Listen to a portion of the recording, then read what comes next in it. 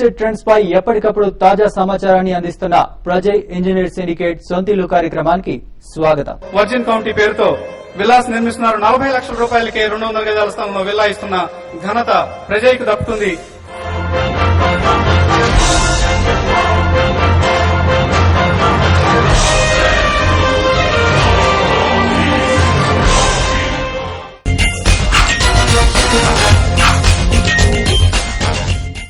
Real estate వ్యాపారానికి హైదరాబాద్ పెట్టింది పేరు. రాష్ట్ర విభజన ప్రకటనతో అందరి ఫోకస్ హైదరాబాద్ రియల్ ఎస్టేట్ పై పడింది. ఇన్నాళ్లు మందగమనంలో సాగిన హైదరాబాద్ రియాలిటీ మార్కెట్ మళ్లీ కోలుకుంటుందా? అసలు భాగ్యనగర రియల్ ఎస్టేట్ లో రియాలిటీ ఎంతో తెలుసుకుందాం.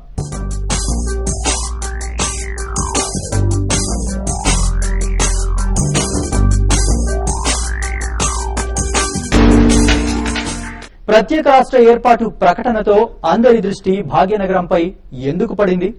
అసలు హైదరాబాద్ రియాలిటీ మార్కెట్ ప్రజలందరి దృష్టిని ఎందుకు ఆకర్షిస్తోంది? విభజన ప్రకటన రాకమునుపు నగరంలో రియల్ ఎస్టేట్ పరిస్థితి ఏంటి?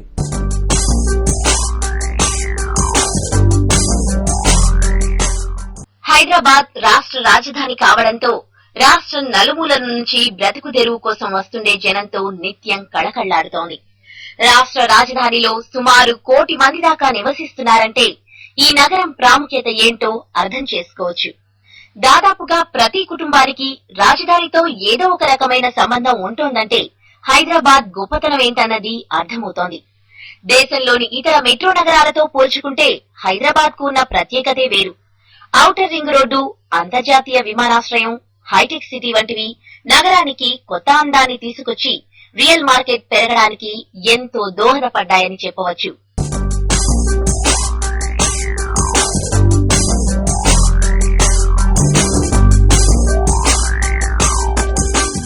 ప్రపంచవ్యాప్తంగా ఎక్కడ మీరు తీసుకున్నా కూడా మీకు రియల్ ఎస్టేట్ గ్రోత్ అనేది ఎంప్లాయ్మెంట్ జనరేషన్ మీద అండ్ అక్కడ ఉన్నటువంటి ఎడ్యుకేషన్ ఫ్యాక్టర్స్ మీద, అదర్ సర్వీస్ సెక్టర్ కానీ మ్యానుఫ్యాక్చరింగ్ సెక్టర్ కానీ ఉండే దాని మీద మీకు ఎంప్లాయ్మెంట్ రియల్ ఎస్టేట్ గ్రోత్ అనేది ఉంటుంది. ఇక్కడ ఇన్ఫర్మేషన్ టెక్నాలజీ కానీ, బయోటెక్నాలజీ కానీ, ఎడ్యుకేషన్ కానీ లేదా అదర్ సర్వీస్ సెక్టర్స్ కనుక తీసుకుంటే బ్యూటిఫుల్ గా ఎస్టాబ్లిష్ అయ్యింది. And parallelly in the last 10 years social infrastructure like outer ring roads అనుకోండి, లేకపోతే మీకు ఎయిర్పోర్ట్స్ అనుకోండి, లేకపోతే ఇన్ఫర్మేషన్ టెక్నాలజీకి సంబంధించినటువంటి కంప్లీట్ మెచ్యూర్డ్ స్టేటస్ మనకు వచ్చింది. సో ఇక్కడ ఇవన్నీ ఉన్నాయి కాబట్టి సో ఎప్పుడైతే ఎంప్లాయ్మెంట్ జనరేషన్ ఉంటుందో అక్కడ ఎకనామిక్ గ్రోత్ ఆటోమేటిక్ గా జరుగుతుంది. సో అది రియల్ ఎస్టేట్ మీద ఫ్యాక్టర్ అవుతుంది. నగరంలోని పరిస్థితులు, భౌగోళిక వాతావరణం వంటివి అందరినీ ఆకర్షిస్తున్నాయి. ఐటీకి మన రాష్ట్రం పెద్దపీట వేయడంతో ఉద్యోగావకాశాలు వెల్లువలా వచ్చిపడ్డాయి. దీనికి తోడు అనేక అంతర్జాతీయ సంస్థలకు హైదరాబాద్ కేంద్రంగా కొనసాగుతుండడం కూడా ఇక్కడ ఎందరో ఎన్ఆర్ఐలు పెట్టుబడులు పెట్టేందుకు ఆసక్తి చూపించారు. అయితే ఇదంతా గతం. 2008కి ముందు భాగ్యనగరం రియల్ ఎస్టేట్ మార్కెట్ కు గోల్డెన్ పీరియడ్ గా చెప్పవచ్చు. 2004, 5, 6, 7 ఏదైతే పీరియడ్ ఉందో ఇది గోల్డెన్ ఎరా అని అంటారో అది నిజంగా హైదరాబాద్ కు చాలా అవసరం అండి. అది అంటే అప్పుడు ఇండియా అంతా కూడా, ఇండియానే కాదు across the globe real estate boom ఉండింది. బట్ హైదరాబాద్, ఆ బూమ్ లో హైదరాబాద్ చాలా లాభపడింది. ఎందుకంటే హైదరాబాద్ లో మీకు 10 కిలోమీటర్ రేడియస్ లో ఎకరాలలో ల్యాండ్ దొరుకుతుంది. ఆ పరిస్థితి నుండి అది కరెక్షన్ జరిగి బ్యాలెన్సింగ్ అయింది. అది అయితే ఆ టైంలో కొంతమంది స్పెక్యులేటర్స్ వచ్చేసి morning to evening, evening to next day morning అలా దాన్ని పెంచుకుంటూ కొంత దెబ్బతీశారు మార్కెట్ ను. బట్ ఆ కరెక్షన్ వచ్చిన తర్వాత జరిగినటువంటి ఆ చేంజెస్ ఏవైతే ఉన్నాయో అక్కడ ఇలాంటి స్పెక్యులేటివ్ ఇన్వెస్టర్స్ అంతా కూడా ఎలిమినేట్ అయిపోయారు ఆ తర్వాత వచ్చిన కరెక్షన్ లో. ఆర్థిక మాంద్యం ప్రపంచ దేశాలను కుదేలు చేయడం, ఇక్కడ దాని ప్రభావంతో మన ఆర్థిక వ్యవస్థ మందగమనంలో సాగడంతో హైదరాబాద్ రియల్ ఎస్టేట్ కళ తప్పింది. మెయిన్లీ రియల్ ఎస్టేట్ 2000 లో బూమ్ అనేది స్టార్ట్ అయింది. అప్పుడు చాలా ఎక్కడలేని రేట్లు, చాలా 100%, 200%, 300% గ్రోత్ అని చాలా భూమి వెళ్ళిపోయింది. భూముల ధరలు కూడా ఎక్కడైతే 50 లక్షలు ఉన్నాయి 5 కోట్ల వరకు కూడా వెళ్ళాయి. ఫస్ట్ ఆర్థిక మాంద్యం వచ్చింది. ఆర్థిక మాంద్యం కొంచెం ఇది స్పేస్ అనేది తగ్గింది. తర్వాత ఈ లోకల్ ఇష్యూ ఒకటి స్టార్ట్ అయింది, తెలంగాణ ఇష్యూ.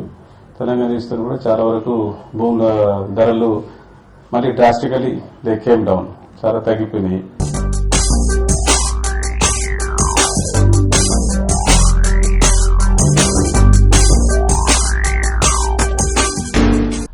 నోట్ల దెబ్బతో నేల చూపులు చూసిన రియల్ ఎస్టేట్ మార్కెట్ 2 ఏళ్లకి కాస్త కుదుట పడినట్టు కనిపించింది.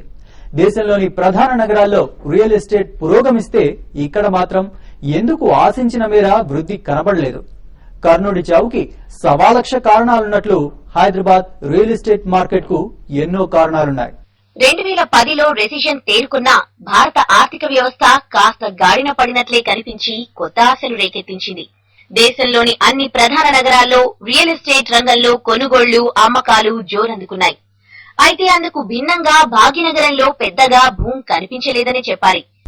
గత ఈ ఫ్యూ ఇయర్స్ నుంచి కొంత అనిశ్చిత వలన, ఎక్సెస్ స్టాక్ వలన, పొలిటికల్ ఇష్యూ అనుకోండి, ఈ యొక్క డైలమా వల్ల ఒక క్లారిటీ లేదు కాబట్టి రేట్స్ ని తగ్గినాయి. టాప్ బాటమ్ ప్రైస్ లో అమ్ముతున్నారు డెవలపర్స్. పెరుగుదల కారణం ఏంటంటే ఫ్యూయల్ కాస్ట్ చాలా సార్లు ఎస్కలేషన్ కావడం జరిగింది. బిల్డింగ్ మెటీరియల్ కాస్ట్ పెరిగింది, ఫీజెస్ కాస్ట్ పెరిగింది. తర్వాత లేబర్ చాలా ఇప్పుడు దొరకట్లేదు. లేబర్ కూడా they are demanding too high. చాలా మంది కాంట్రాక్టర్స్ కూడా మేము షెడ్యూల్ స్టిక్ ఆన్ కాలేమని టేకప్ చేయట్లేదు. సో ఈ ఒక పెరగడం అనేది ఏంటంటే because of all taxation, cost of the raw material, labour compound వల్ల పెరిగింది. మనం లోయెస్ట్ లెవెల్ లో ఉన్నాము.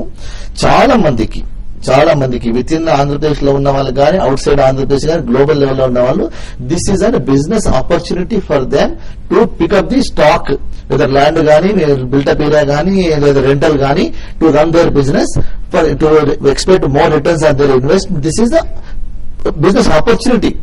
2009 నుంచి ప్రతీకవాదం ఊపందుకోవడంతో జనం ఇక్కడ పెట్టుబడులు పెట్టేందుకు వెనుకాడారు. దీంతో పాటు ప్రభుత్వం అప్పట్లో అనాలోచితంగా తీసుకున్న జీవో నంబర్ 45 తో బిల్డర్లు కొత్త వెంచర్లు వేసేందుకు సాహసించలేదు. దాదాపు 9 నెలల పాటు స్తబ్దంగా ఉన్న రియల్ ఎస్టేట్ రంగం జీవో నంబర్ 45 కి చెక్ చెబుతూ ప్రభుత్వం తీసుకొచ్చిన కొత్త జీవోతో రియల్ వ్యాపారుల్లో నూతన ఉత్సాహాన్ని కనిపించింది. 2012 నుంచి మళ్ళీ స్టేబుల్ వచ్చింది. ఈ సంవత్సరం 2013 లో మాత్రం చాలా మంచి పుంజుకున్నది. రేట్లు కూడా మళ్ళీ పెరగడం స్టార్ట్ అయింది. దాదాపు 4 సంవత్సరాలు రేట్లు అలాగే స్తబ్దతగా ఉండి కొత్త ప్రాజెక్ట్స్ రాకపోవడము, మధ్యలో జీవో నెంబర్ 45 ఒకటి రావడము, దాంట్లో కొన్ని స్ట్రింజెంట్ కండిషన్స్ ఉండడం వల్ల many of the builders they have not gone for the permissions. ఆ జీవో కూడా మళ్ళీ సవరణ జరిగిన తర్వాత మళ్ళీ పర్మిషన్స్ అనేది చాలా మంది అప్లై చేశారు. Many projects start coming. 2012 నుంచి ఏడాదిన్నర పాటు మళ్లీ భాగ్యనగరానికి పూర్వ వైభవం వస్తుందా అనే రేంజ్ లో రియల్ బిజినెస్ ఊపందుకుంది. నగరంలో రియల్ ఎస్టేట్ గాడిన పడినట్లే కనిపించినా ఈ తరుణంలో కేంద్రం రాష్ట్ర విభజనకు సై అనడంతో మళ్లీ అందరి దృష్టి హైదరాబాద్ మార్కెట్ పై పడింది. ధరలు తగ్గనున్నాయనే ఊహాగానాలు భారీగా షికారు చేస్తున్నాయి. విభజన నగరానికి లాభమేనని కొందరు, కాదు నష్టమని మరికొందరు సరికొత్త చర్చకు తెరలేపుతున్నారు. ప్రధాన నగరాలు మందగమనం నుంచి కోలుకున్నప్పటికీ రాజకీయ అనిశ్చితి కారణంగా హైదరాబాద్ రియల్ ఎస్టేట్ మాత్రం పుంజుకోలేదు. అప్పటికే ప్రారంభమైన ప్రాజెక్టులు ఎన్నో ఉండడంతో కొత్త ప్రాజెక్టులతో ముందుకు వచ్చేందుకు ఇన్వెస్టర్లు కూడా వెనుకంజ వేశారు. అనిశ్చితి తొలగినందున రియల్టీ మార్కెట్ జోరుగా దూసుకుపోయే అవకాశం ఉందని రేటింగ్ సంస్థలంటున్నాయి. 4 ఏళ్ల మందగమనంకు బ్రేక్ పడినట్లేనని, ఇక అమ్మకాలు భారీగా పుంజుకుంటాయనేది రియల్ ఎస్టేట్ సంస్థల వాదన. ఇక్కడున్న superior quality of infrastructure, international airport అనుకోండి, outer ring road of 165 kilometres and radial roads of 32 radial roads connected to the outer ring road. అది కాకుండా metro rail is also coming up. Metro rail వస్తున్నది మనకు 2014 లోపల ఒక phase complete అవుతుందని చెప్తున్నారు. 2015 లోపల రిమైనింగ్ ఫేజ్ కంప్లీట్ అవుతుంది. ఇవన్నీ ఇన్ఫ్రాస్ట్రక్చర్ ఫెసిలిటీస్ అన్ని వచ్చిన తర్వాత ఇటువంటి ఇన్ఫ్రాస్ట్రక్చర్ ఫెసిలిటీ మన సౌత్ ఇండియాలో ఏ స్టేట్ లో లేదు. అది కాకుండా here people are friendly, cooperative, weather condition is good. It is totally cosmopolitan city. Research సంస్థ నైట్ ఫ్రాంక్ నివేదిక ప్రకారం హైదరాబాద్ లో అమ్ముడు పోకుండా ఉన్న హౌసింగ్ యూనిట్లు కనీసం 33,000కు పైగా ఉంటాయి. ఇవన్నీ అమ్ముడు పోవాలంటే కనీసం 2 ఏళ్లు పట్టే అవకాశం ఉంది.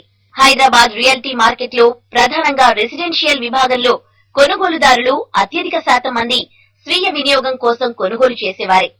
అనిశ్చితి కారణంగా చాలా మంది తమ కొనుగోలు నిర్ణయాలను వాయిదా వేస్తూ వచ్చారు. అలాంటి వారంతా ఇప్పుడిక కొనుగోలు నిర్ణయాలను వేగవంతం చేసే అవకాశం ఉందని కొందరు రియల్టీ వ్యాపారులు అంటున్నారు. మన రేట్స్ కంపేర్ చేసుకుంటే most of the cities in north India, చిన్న సిటీస్ లోపల లైక్ నాగ్పూర్, పూణే, భువనేశ్వర్, ఒరిస్సా, వాళ్ళ రేట్ల కన్నా మన రేట్ హైదరాబాద్ రేట్ చాలా చీప్ గా ఉందండి. ఇంత cheap rate and world class infrastructure ఉన్నది కదా, దానితోని investments will flow to Hyderabad like anything, and definitely there will be a boom for Hyderabad. Hyderabad will shine back, brand Hyderabad improve aitundi. Real estate and construction industry, they are going to grow upward.